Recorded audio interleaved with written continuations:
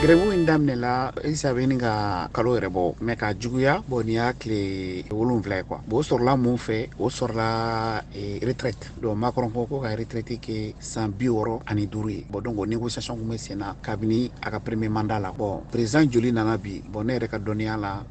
Sarkozy nana o y'i kun tura la o ma se o y'a bila o la n'o nana o y'o bagabaga donc o y'o fana y'a bila donc Macron nana premier mandat la donc u ye grève ni fɛnw kɛ a y'a bila deuxième mandat nin na donc a décidé la ko ka retraite nin kɛ yani syndicat sigira ka kuma a ko san nɔ ko ko komu o ma sɔn san 65 ma ko san 64 kɔni o y'o ye quoi ale fana tɛ wuli o kan quoi donc o kɛlen bɛ ka ko grève nin kunbɛn o de ye quoi o kɛlen bɛ ka gɛlɛya bolo donc ale kɔni décide la a ka majorité min b'a bolo Sénat la ni droite olu kɔni olu ye loi nin adopté quoi donc k'a bila san 64